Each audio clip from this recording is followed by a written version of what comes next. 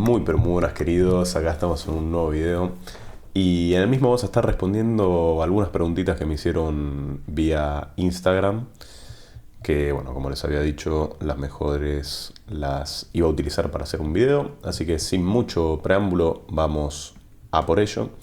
Y bueno, la primera es: hola Roque, ¿pensás abrir en el futuro una escuela tipo Mento? O sea, tipo Mento Póker.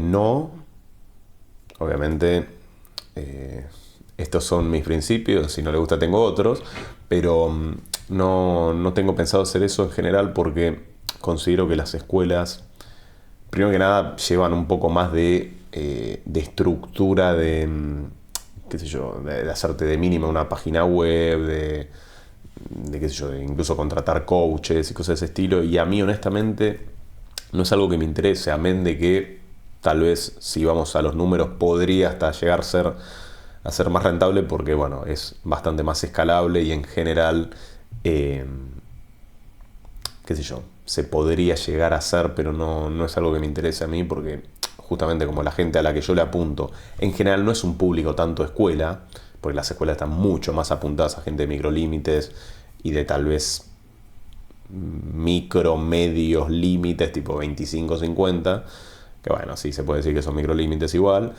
Bueno, claramente es algo que al menos hoy en día no es lo que me interesa, amén de que, como digo, seguramente por algo hay tantas escuelas, porque debe ser bastante rentable en general. Y bueno, sí, pero no es algo que esté en mis planes básicamente, así que nada, siguiente pregunta, que es: ¿un NIT puede vivir del póker? Y esta me dio mucha risa porque, porque la realidad es que obviamente que un NIT puede vivir del póker. Es más, yo conozco cierta gente que, a ver, obviamente, al lado de cómo juego yo, de mi estilo de juego, toda la vida, casi que todo el mundo me pareció NIT, salvo la gente que está más demente que yo, ¿no? Pero en general es como que ya la gente sabe quién es NIT y quién es no, y la realidad es que creo que la mayoría de base suele ser NIT porque justamente como para contrarrestar todo lo que uno, tipo todas las cagadas que uno se puede mandar al principio, bueno, un poco tiene que decir, hago las cosas así y asá, tipo, no me meto en quilombo y qué sé yo, y eso obviamente, además de sumado a la versión al riesgo que suele tener la gente, bueno, en general suele dar que la mayoría de la gente es NIT, pero obviamente que un NIT puede vivir del póker. Es más, es mucho más probable que un NIT pueda vivir del póker que un zafado que busca meterse en todas y ganar todas las manos y cosas de ese estilo. ¿Por qué? Porque esa persona tiende a variancear mucho más las cosas y bueno, y obviamente que mismo por estadística y también por cuestiones de que muchas veces el NIT es mucho más consciente de su círculo de competencia y dice, bueno, acá no me meto porque tal vez esta situación sabe que es marginal o que algo podría ganar en X situación, pero sabe que se va a estar metiendo en la boca del lobo al pedo. Entonces, sí, obviamente que un NIT puede vivir del póker y es más, considero que es mucho más probable que un NIT viva del póker que un tipo que, claro, que un super mágico que quiere inventárselas todas, así que nada, pero sí. Las estrategias que tú utilizas sirven también para Sixmax, o sea, dedujo que habla de la de 9 Max, y sí, claramente que sirven para Sixmax, obviamente, sobre todo en el aspecto de postflop. Porque preflop sí que hay mucha falopa en 9 Max justamente por los incentivos que hay, que básicamente hay 6 blinds muertas, mientras que en 6 Max, nada, siempre está las ciegas, que sería 1,5 blinds, entonces claramente, sobre todo a la hora de meterte pasivamente tipo al colcal y cosas de ese estilo, en general en Six Max no suele tener tanto sentido, salvo que haya un muy buen fish en las ciegas, pero en 9 Max sí, muchas veces, sobre todo por la gente contra la que estás jugando, ¿no? Y porque tenés muchas mejores odds. Entonces, preflop creo que está la gran diferencia, pero postflop sí, obviamente que se puede extrapolar un montón de situaciones porque básicamente los SPRs que se forman son muy similares. Bien. Hola Roque, en relación a uno de tus últimos videos estaría bueno que hable de tus gastos como, bueno, y sigue la pregunta, ¿cómo afrontás o manejás esos gastos?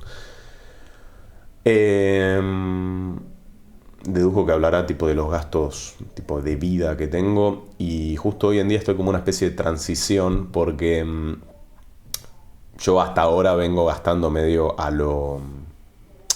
Sí, medio como una especie de bohemia de, bueno, gasto esto por mes y más o menos sé como cuánto gasto, pero no lo tenía separado hasta el día de hoy o hasta hace poquito, que decidí, bueno, un poco poner un poco más la casa en orden, más que nada porque me da mucha más tranquilidad y mucha más paz mental, si se quiere. Pero sí, básicamente hasta ahora, nada, o sea, en general lo que tenía que gastar, o sea, sobre todo la mayor parte de las cosas las gasto, tipo las pago a fin de mes o a principios de mes, como prefieran. Y tal vez saco, no sé, $100, $200, algo así, como para, qué sé yo, los gastos del día a día que no se pueden tarjetear, ¿no? Tipo, no es un partido de fútbol, cosas de ese estilo. Y como para tener esa mini liquidez, pero después hacía todo como muy, muy de ese estilo, sabiendo obviamente que siempre estoy con una banca como muy holgada para los niveles que estoy jugando y que estoy tranquilo con eso. O sea, que eso es muy clave, obviamente, porque si no tuviera la banca que tengo ahora, y probablemente, primero que nada, tal vez no debería estar gastando lo que gasto, punto número uno, y además considero que haría otro tipo de estrategia en general, porque como les he dicho en otros videos, ya casi que el tema de la banca mismo es algo que seguramente en alguna de estas preguntas algo similar responda, porque es algo muy, muy, muy crucial y que la gente muchas veces no se da una idea lo importante que es cuando todavía no lo atravesó, ¿se entiende? Entonces, hoy en día, como les decía, ahora lo estoy tratando de hacer mucho más a lo NIT, tipo a lo... Y no sé si a lo NIT, pero como más a lo GTO, vieron la típica cosa de los famosos 6 meses de gasto ya apartados y ese tipo de cosas, como para ni siquiera pensar después en, uy, porque muchas veces a mí lo que me ha pasado, y justamente por algo estoy haciendo esto, es que lo veía como que, me sale esto de la banca. Tipo, no sé, yo en general gasto más o menos 2 lucas verdes al mes. Y es como cuando tengo que hacer ese gasto de pagar la tarjeta de crédito, pagar lo que fuera, es como, se me va esto si se quiere. La realidad es que no, o sea, es algo que siempre sí o sí va a pasar, porque como lo que sería, no sé, el costo fijo de una empresa, ¿se entiende? Entonces, pero bueno, decidí hacer eso, que la verdad que considero que me da mucha más tranquilidad si se quiere, así que sí, pero no mucho más. Y obviamente todo esto teniendo en cuenta que se tiene una muy muy buena banca y que obviamente los gastos que tenés son medianamente razonables para la situación en la que estás, porque yo la verdad que no macaqueo nada en cuanto a gasto sí, de boludeces, de ir a comer todos los días afuera, de comprar ropa todos los días o muy a menudo, zapatillas, ese tipo de cosas. La verdad que pues, compro cada muerte de obispo, entonces es como que me siento como que ya sé que al menos de mínima digo, che, bueno, sí, es un coste de vida alto, pero porque este país tipo, te hace gastar eso en general, y si bien podría ahorrar, tampoco sería algo que digo, bueno, poner que podría ahorrar, no sé, $300 más, y tampoco es que me voy a sacrificar $300 en minucias porque, qué sé yo, porque tampoco va a descender muchísimo más mi coste de vida, ¿se entiende? Entonces, nada, pero sí, en general creo que es muy, muy clave saber que lo haces, obviamente, primero que nada, de una manera sensata, sabiendo que tenés, tipo que podés hacer eso, tipo que te podés cubrir esos gastos tranquilo y que no corra riesgo tu carrera. Y obviamente tampoco te vas a empezar a dilapidar todo al pedo. Que justamente la otra vez me habían hecho una pregunta tipo de que claro, tipo, de que la gente muchas veces tiene mucha ganas de gastar guita, es increíble. Eh, Te requiere un sacrificio extra el póker. ¿Por qué? Porque justamente eh, también el premio es mucho mayor, porque poder vivir de esto, estás en una situación, pero por escándalo superior a cualquiera, no tanto en cuanto a guita, cosas así, sino en cuanto a independencia, en cuanto a libertad. Y obviamente, mientras otro, como dice un chat de YouTube, mientras la gilada está vacacionando en Europa, bueno, vos estás tragando veneno, pero cuando después ellos tengan que vacacionar en Mar del Plata, vos vas a vivir de renta, si se quiere. Eso dice él, pero bueno, en este caso vas a poder vivir la vida que siempre quisiste vivir, haciendo una especie, ni siquiera lo tomaría como un sacrificio, lo tomo como el precio a pagar y punto. Porque vale mucho la pena después estar muy, muy bien parado en cuanto a tus finanzas, ¿entiendes? Entonces, bueno, nada, sin más. Top 3 salas más rentables para No Limit 100 hoy en día, se presume, y yo en general considero que siempre va virando un poco entre las mismas tres, que básicamente serían Bodog, GG y WPT. En cuanto a salas, ¿no? Ya después clubes y todo ese tipo de cosas que son también bastante interesantes. Bueno, habría que evaluarlo. Hoy mismo justo no quiero pasar el... Bueno, ya estamos a 10 minutos, puedo pasar el chivo tranquilo, pero bueno, estoy viendo de conseguir un poco los mejores clubes, porque obviamente tienen grandes ventajas respecto a salas normales, sobre todo en cuanto a temas de PBI, de Rayback y de todo ese tipo de cosas.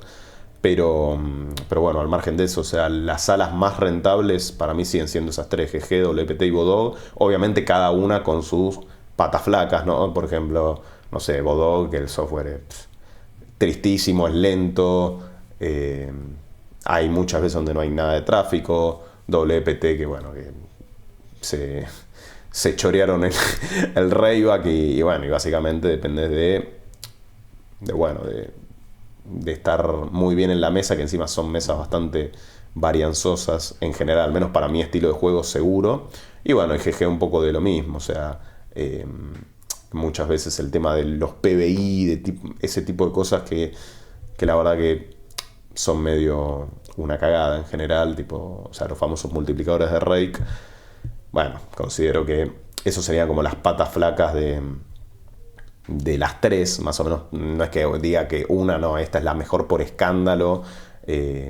Yo, honestamente, si tuviera que quedarme con una de esas, por un poco de todo, me sigo quedando de cualquier manera con GG, pero bueno, obviamente considero que cualquiera de las tres, o sea, si vos jugás las tres a la vez y elegís las mejores mesas, aunque no sé si en No Limit 100 hay tanta necesidad de hacer multilobby, tal vez más arriba seguramente que sí, tipo No Limit 500, pero No Limit 100, qué sé yo.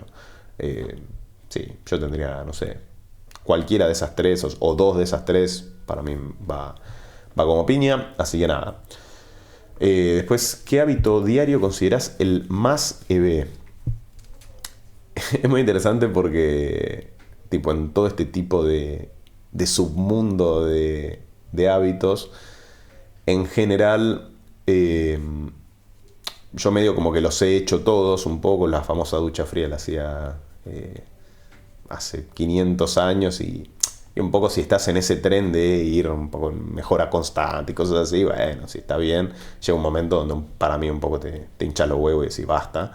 Pero un hábito que siempre mantuve, o al menos no siempre, tipo ininterrumpidamente, pero sí de que estoy volviéndolo a hacer todos los días y que considero que es muy, muy clave, es el hecho de un poco en el mismo día anotar las cosas que vas a hacer de mínima por las próximas 3 horas, por ejemplo. ¿Por qué? Porque obviamente no es nada nuevo el tema de ir como haciendo como un planning, si se quiere, del día. Pero, por ejemplo, en mi caso en particular, yo ya sé que hay gente que planea tipo toda una semana y tiene un Google Calendar y cosas de ese estilo. A mí me enferma eso directamente, entonces claramente en la vida lo podría hacer porque es como que me siento un robot, tipo que tengo que hacer todo esto, tipo... o sea, ya tengo toda una semana planeada. Una cosa es de mínima, bueno, tener como una especie de guía o cosas así, que bueno, podría ser. Pero yo lo que al menos me di cuenta que lo que mejor funcionaba para mí era ni siquiera en el mismo día, porque muchas veces, claro, el día medio como que se te desbanda y tal vez anotas todo lo que querías hacer a la mañana y después, bueno, es como que costó un poco más o tal vez podías haber hecho un par de cambios más, que obviamente todo esto está sujeto a cambios y es toda una guía, o sea, no es que si no cumplo esto no sé, me amputo un brazo, ¿no? Sino que la gracia de todo esto es justamente tener claridad como para poder respetar al máximo lo que vos te habías propuesto. Y en este caso, como les digo, ponerle ahora, bueno, ahora son las 4, pero esto lo arranqué más o menos a planear las 3:30 y dije, bueno, a las 3:30 voy a hacer este video y me puse más o menos una hora como para hacerlo. Después iba a hacer un poco, sí, como tareas de un programa de mental que estoy tomando. También me puse una hora. Y después de eso, bueno, básicamente voy a comer. Y bueno, y es como que tengo ya esas 2 horitas y media, 3 horas ya como, sí, resueltas si se quiere. Y después obviamente la idea es, después de comer, no sé, te echas una siesta o lo que fuera, bueno, después ves qué haces después de eso y vas haciéndolo un poco de esa manera y considero que ese hábito, obviamente siempre escribiéndolo, siempre es lo más se ve que uno puede hacer a la hora de tener como mucha más claridad en general. Y porque siempre la gracia es que todo medianamente te quite una especie de ruido y sí, de espacio en la cabeza, como para que te puedas concentrar en lo que de verdad importa, ¿verdad? Entonces, bueno, y obviamente en cuanto al tema de la escritura, que bueno, los que me conocen ya saben que es algo que me gusta mucho, que pregono mucho, que para mí el mundo sería mejor si todo el mundo escribiera.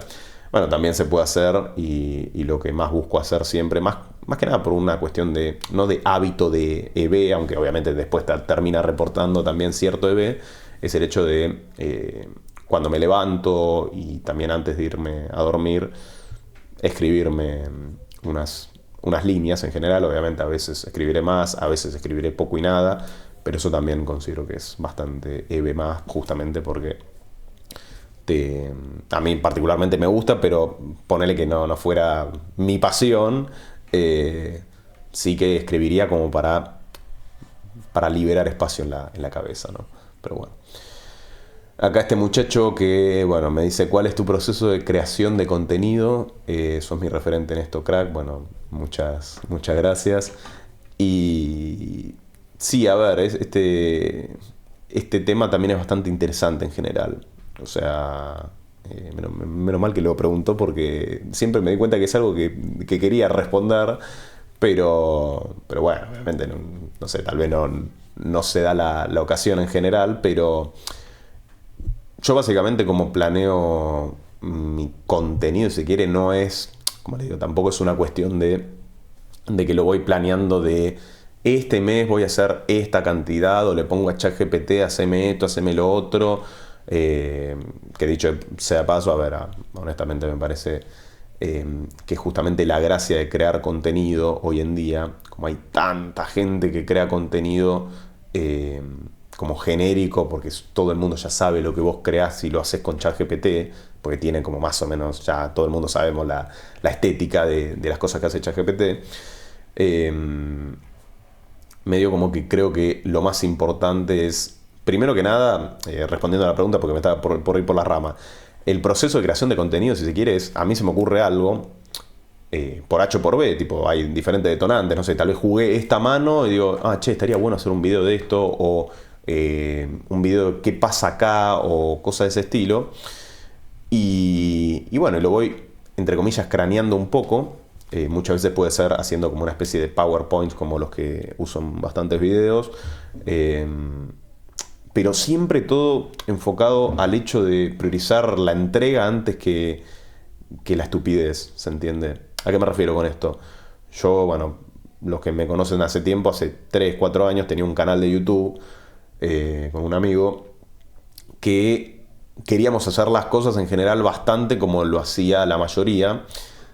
Bueno, obviamente siempre grabar vas a ser vos el que graba, pero bueno, tener editor, tener la miniatura al día, etcétera, etcétera. Y me acuerdo que a mí me gustaba en general hacer las miniaturas porque, o sea, me cagaba de risa haciendo las miniaturas en cuanto a la idea, pero yo como soy medio manco en cuanto al tema de edición y todo eso, no era algo o sea, que tuviera ganas de hacer, y obviamente siempre terminábamos pagando a alguien. Y era un coste tan grande de energía el pensar. Primero que nada, porque yo tenía que pensar todo. Tenía que hacer el video, pensar la miniatura, mandárselo al coso, decirle, no, acá tenés que hacer esto y lo otro y lo otro. Acá tenés que editar esto para que. Era algo, pero muy agotador en general.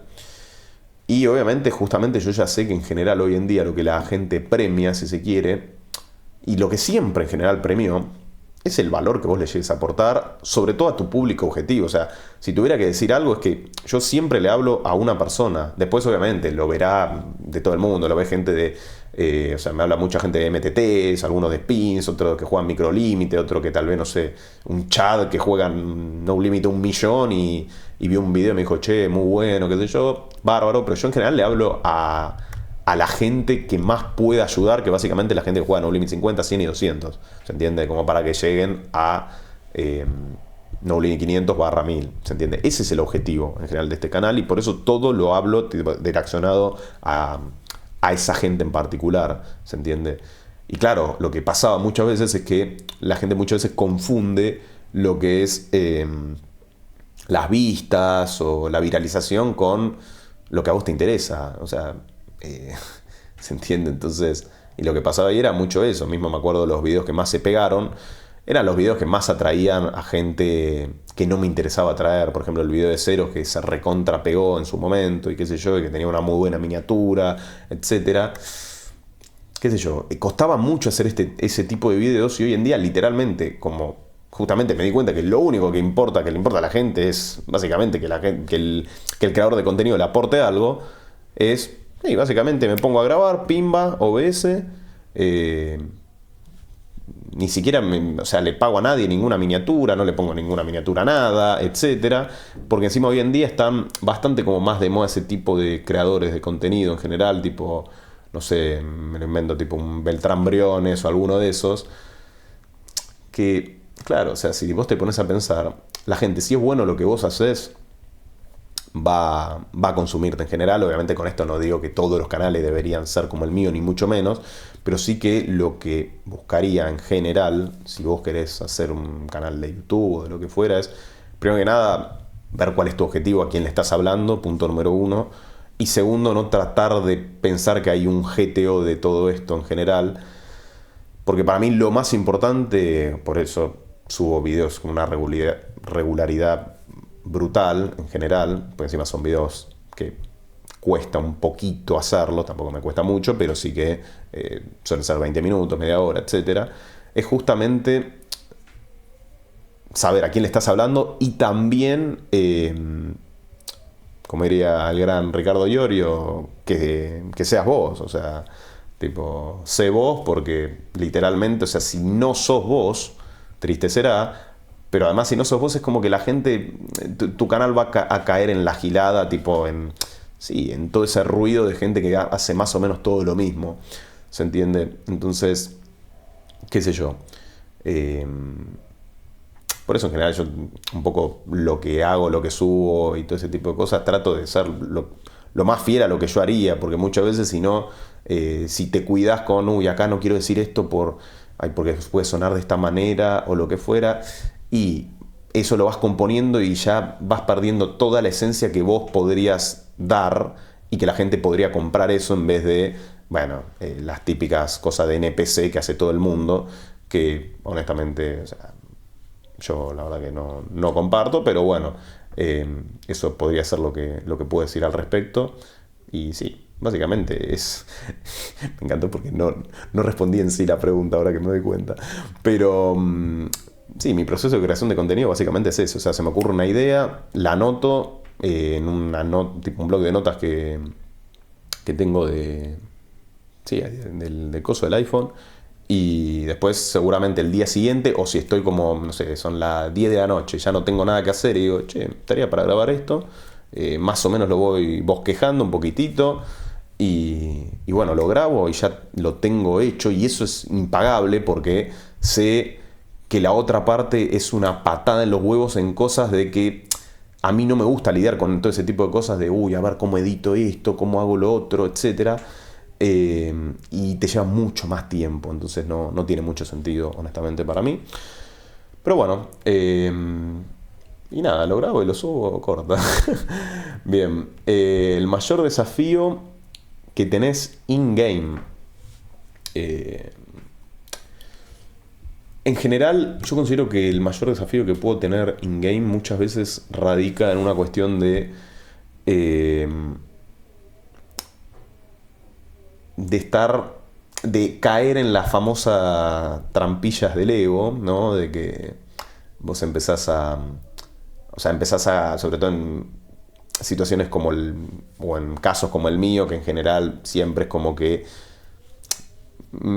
sí, como que, no sé si me gustó, pero es como que me consideraba, y siempre me consideré mejor que los demás en general, eh, o al menos sentía eso.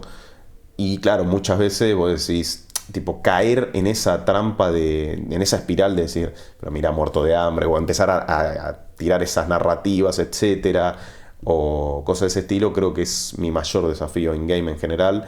Porque los días donde no lo hago, la verdad que me siento mucho más tranquilo, donde ni siquiera me gasto en putear a nadie, o en cosas de ese estilo, que a ver, putear nunca puteo a nadie, ¿no? Pero en escribir por el chat, tipo, dale, blufeame una, o empezar a caer en esas que bueno, ya en general creo que es un rasgo medio como común de los argentinos, al menos lo de GG, pero sí, donde creo que el mayor desafío es ese, enroscarme en situaciones donde la verdad que no vale la pena, que obviamente, por suerte hoy en día cada vez me enrosco menos, pero sé que por lejos es mi mayor desafío en game, porque después, qué sé yo, lo que podría ser, no sé, la típica, que te la estén poniendo o que estés perdiendo varias manos y bueno, decir, y un poco descarrilar por eso, la verdad que no.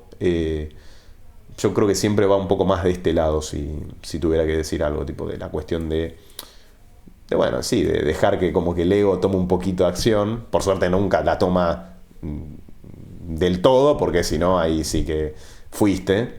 Pero sí, qué sé yo, ese considero que podría llegar a ser mi mayor desafío en general. Bueno, a ver, esta pregunta no es de coso, sino de una respuesta a la historia. Y te lo pongo por acá porque me deja escribir muy poco la casilla esa. Podrías hablar un poco de cuál es la mejor opción entre jugar todos los lobbies y tener muy poco rayback, que en la mayoría de los casos diría que nulo, o jugar un solo lobby y tener un buen deal.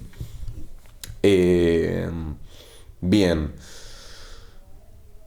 Obviamente, como hace 1000 años que no juego tipo 500 lobbies, etcétera, pero sé lo que es más o menos el famoso EV. Siempre considero que va a ser preferible tener las mejores mesas por lejos de todos los lobbies, porque igual nunca es que no te dan nada de rayback, sino que obviamente no te dan una barbaridad, pero ¿por qué digo esto? Porque hay muy pocos lobbies donde vos puedas meter un gran volumen de calidad, es decir, que haya bastante fichas en general, que básicamente es la única GG porque te deja abrir un trillón de mesas, porque después en Bodog tenés capeado hasta 4 mesas, WPT lo mismo, etcétera. Entonces, la única donde podrías hacer esto solamente es en GG. Y siempre en general considero que el mayor EV va a estar en que vos elijas las mejores mesas.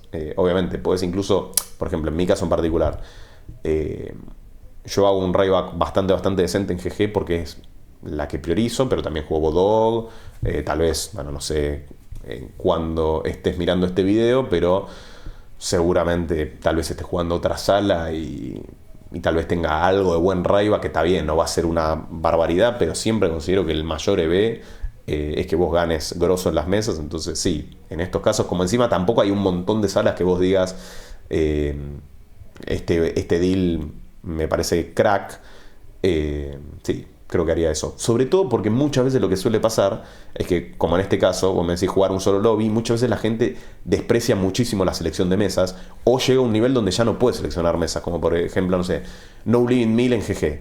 Vos si jugás No Living 1000 en GG no seleccionás un choto de mesa en general, la gente que juega por esto, tipo por un buen deal. Y el gran problema de eso, en general, es que un buen deal nunca compensa el hecho de que estés varianceándote la vida y que encima estés en un entorno de rake caro, ¿se entiende? Entonces, claro, tal vez tenés un buen deal, pero primero que nada, estás muy sujeto a lo que el dueño del circo quiera darte de rayback, básicamente, y eso es un gran problema porque si vos tuvieras garantizado, no sé, me lo invento, cosas totalmente descaradas, pero que podría llegar a ser, no sé, un 75% de rayback, posta, tipo grosso, o sea, entre pito y flauta recibís eso. Buah, tal vez si juegas una banda de volumen, metes siempre leaderboard y cosas de ese estilo, en alguna de esas, y sobre todo si tenés muy buena banca, etcétera, etcétera, podría llegar a servirte, ¿no? Como si fuera básicamente como una especie de sueldo, pero considero que en general siempre el mayor EV por lejos va a estar, por escándalo. Cada vez que veo la pregunta, más lo voy reafirmando en justamente tener muchos lobbies y la mejor mesa de cada uno. Porque además nunca es que no vas a tener nada de Rayback, ¿se entiende? Así que sí, 100%. Y bueno, acá vamos con la última, que este muchacho me pone, voy por acá, Roque. Ayer volví a ver la entrevista con Octa y mencionás que pocos llegan a high stake niveles grosos tipo arriba de 500. ¿Qué causas crees que son las que diferencian a esa gente de los demás? Sí, no, a ver, por lo que recuerdo en ese video yo lo que decía era que veía muy pocos argentinos jugando las mesas de No Limit 1000 de GG. O sea, hay muy pocos, 3, 4, y obviamente no voy a poner que esos son los únicos argentinos que juegan No Limit 1000, porque también están los que juegan GG, los que juegan, no sé, ACR, ese tipo de salas. Pero ya sabemos que no probablemente sean, no sé, 15, 20, 25, no quiero tirar números al pedo, pero claramente de todo el público que juega al póker, que llegue tan poca gente, qué sé yo, creo que dice bastante en general. Y un poco volvemos a lo que decíamos en una pregunta anterior y en otros videos y en un montón de situaciones, es el hecho de que esa gente, primero que nada, obviamente ya pasó por muchas, entre comillas, de que atravesó bastantes rachas negativas en general, o sea, se supo reponer en todas, básicamente. Obviamente son ganadores, pero sobre todo considero que el gran tema de esa gente por la que llega ahí es justamente por una cuestión de un sólido manejo de su banca y de no gastar plata antes de tiempo. ¿Por qué lo digo? Porque obviamente están los que son super cracks y son unas bestias totales, pero también, y no estoy hablando acá de argentinos, sino que ya de gente que juega esos niveles en particular, la mayoría siempre suele ser medio pelo, siempre suelen ser jugadores mediocres que tienen una muy buena, ética de trabajo y también manejo de banca. Y eso le gana todo. O sea, vos podés ser un fenómeno, lo que quiera, pero a la primera que vos haces mal eso, ya te condenaste masivamente. Y justamente por algo, además de, yo creo que los videos más por escándalo de este canal suelen ser, primero que nada, lo de los fiches, porque es la famosa justicia social de que, bueno, vos viendo eso vas a poder ganar mucha más guita de la que ganabas antes de ver esos videos, justamente porque es el mayor EV que uno puede tener en las mesas, tipo tener buenas estrategias contra fiches, pero sobre todo el tema de la banca, porque muchas veces es algo que no es tan intuitivo y que uno no sabe cuáles pueden ser los escenarios tipo del póker, que muchas veces lo que pasa, y esto lo hablaba la otra vez con un pibe que me había preguntado algo al respecto, es que la gente no tiene la más putísima idea de lo que puede ser un mal escenario en el póker. Y entonces, claro, le empieza a ir bien en No Limit 100, por ejemplo, ganó un par de meses, no sé, 2 lucas verdes, y piensa que, no sé, va a ganar eso todos los meses, que ahora la vida en rosa y todo eso. Y la verdad es que no. Entonces, es muy, pero muy importante ser muy cauto en cuanto a temas de banca, porque literalmente yo considero que toda esa gente, lo que está seguro que tienen es, primero que nada, una buena banca, corta. Tipo todos los que juegan 500, 1000, 2000. Esa es la principal diferencia. Después no es que todos van a ser los rockstars tipo, no sé, Malinowski o lo que fuera. No, hay gente que justamente tiene una muy buena ética de trabajo y una muy buena banca. Entonces, eso considero que primero que nada es lo importante. Obviamente, después estarán los que son mucho más hábiles, técnicos, cracks, etcétera, y los que serán más medio pelo. Pero la base posta a posta para mí es esa. Así que, nada, hemos llegado al final de este video. Vamos, 34 minutos, no, yo creo que está bien la duración. Igualmente, probablemente les deje todas ¿cómo se dice? Los timestamps en el coso para que vayan a la pregunta que más deseen. Y bueno, queridos, espero que les haya gustado, que les sirva. Y sin más, será Hasta la próxima. Chau, chau.